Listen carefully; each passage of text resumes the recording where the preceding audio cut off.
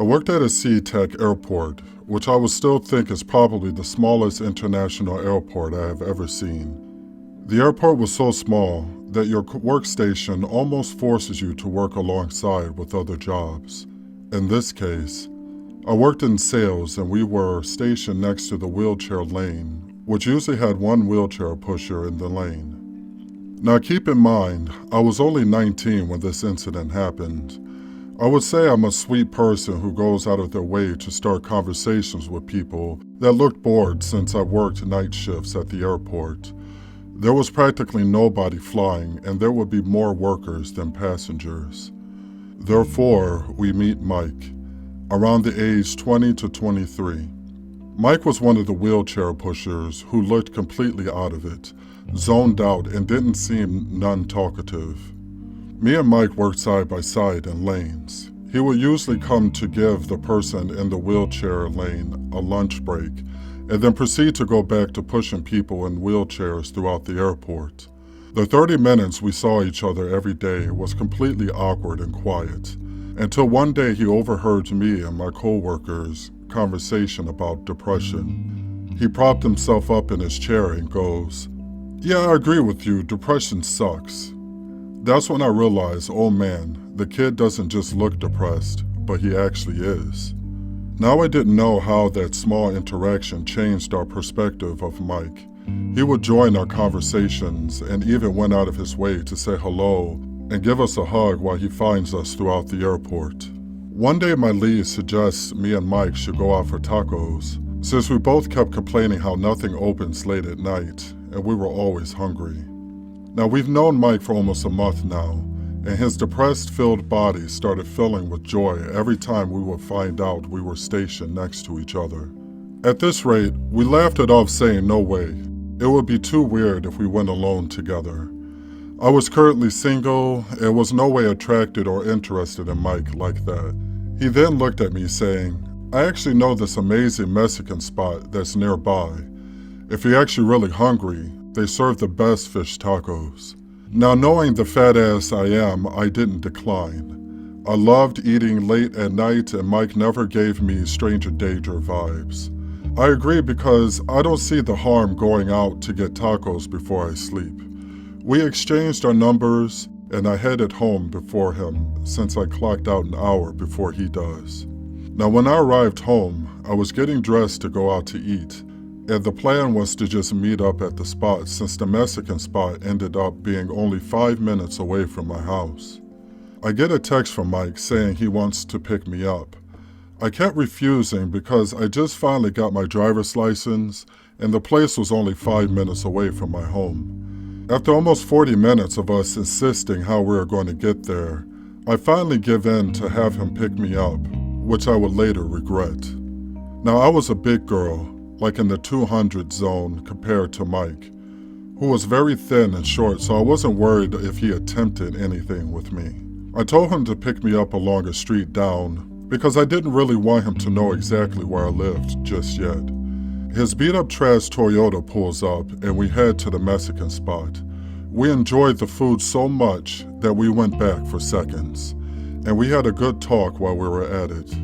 After we were done, we get back into his car where he was supposed to drop me back off at home, but he stops, looks at me and says, "Can we talk in private? I know a spot." I kindly refused and told him it's already 2 a.m.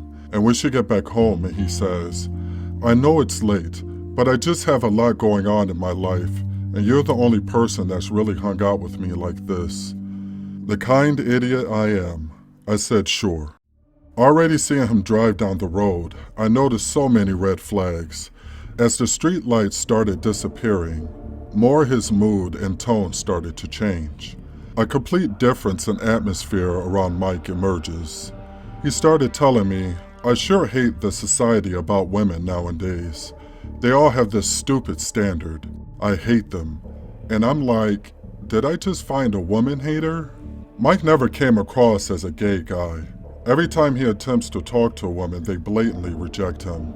And me, a woman, is now who he decided to project all his female hate to. I was actually too stunned to speak, because he became a whole different person during the drive. We arrive at an abandoned skate park in the middle of God knows where. He tells me to get out. I listened. And here we are at 2 a.m. sitting on the cold concrete and freezing temperatures.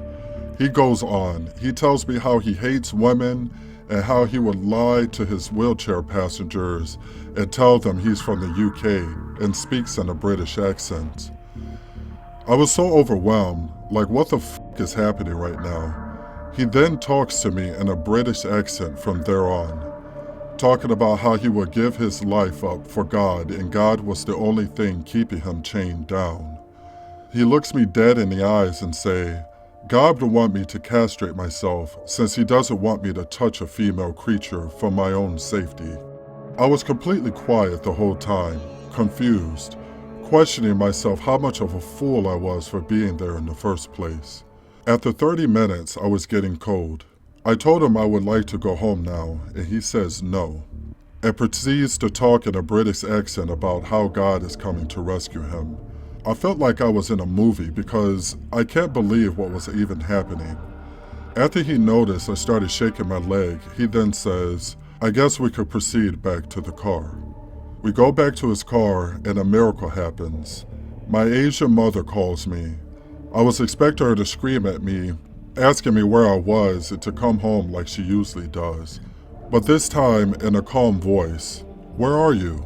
In Vietnamese, I tell her that I'm out getting food with a coworker, and she says, okay, have fun, and hangs up. Again in disbelief that she didn't care where I was at almost 3 a.m. for the first time. I lie and say, what? Oh, you want me to come home?